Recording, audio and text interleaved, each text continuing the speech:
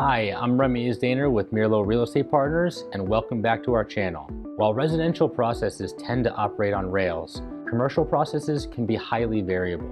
Calculating a residential mortgage payment, for example, requires some basic arithmetic. But how do you determine commercial rent and expenses over a 3, 5, 7, or even 10-year term?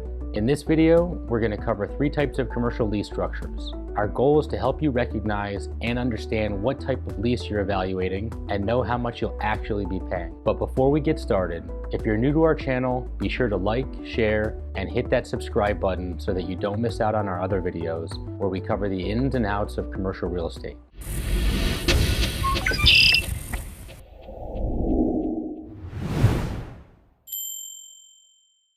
When it comes to commercial leases, think of the different lease types existing on a spectrum. On one end, you have an all-inclusive variety, where you make one regular monthly payment. On the other end, you're paying the cost of rent and utilities, plus your proportionate share of all the expenses of the property, including real estate taxes, building insurance, and maintenance. The space in between is filled with various combinations of the rent, plus some, but not all of the operating expenses. So let's dive into the first and simplest variety. We call this a full service or gross lease, often abbreviated with FSG. This is our all-inclusive type, and there isn't much to cover on this one. Both rent and the cost of the nets are factored into the price, so the tenant will not be billed for any of these expenses separately. You pay a flat monthly rent that might escalate year over year. It's easy to plan for, and there are no surprises. On the other end of the spectrum, we have a triple net lease, or net lease. To understand all of the varieties, you need a grasp of what we in the industry refer to as nets,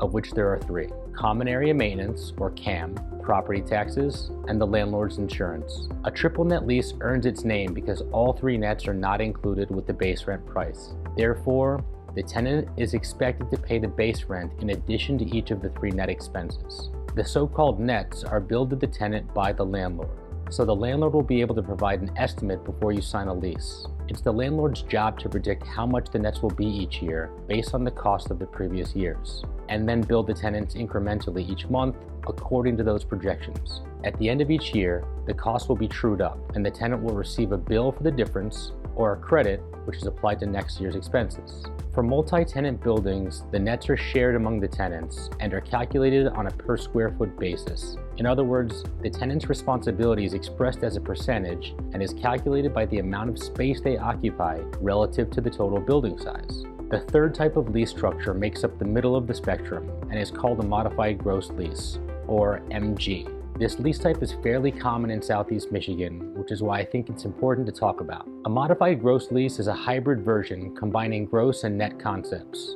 In short, a modified gross lease includes the first year of expenses with the base rent. This year is called the base year and serves as a reference point. Then, each year after the base year, you're charged the difference between the first year's expenses and the current year's expenses. The base year can also describe the starting point from a point of growth or a baseline for calculating future expenses. This might sound confusing, so here's an example. If all 3 nets add up to $9 per square foot for the base year, then you will only be expected to cover anything over $9 for the following years. So, if year 2 ends up being $9.30 per square foot, you'll be charged 30 cents per square foot for that year. In year 3, let's say the nets are $9.40 per square foot, so you'll be on the hook for 40 cents per square foot for that year, and so on. So how do you know which lease type you're being offered? Well, the advertised rent should also include the lease type. For example, it could say $18 per square foot triple net, or $27 per square foot modified gross. While they're easy to overlook, the lease type is very important to pay attention to when comparing properties. If 2 properties have different lease types, you'll need more information to make an apples-to-apples comparison. A good example is, take a property that's $18 per square foot triple net, where the nets are estimated to be $10 per square foot. The property next door is listed at $27 per square foot modified gross. The $27 option is actually cheaper, at least for the first year. So requesting a record of the increases for the net expenses with any lease is critically important in understanding your total obligation. I hope this video has helped your understanding of the different lease types.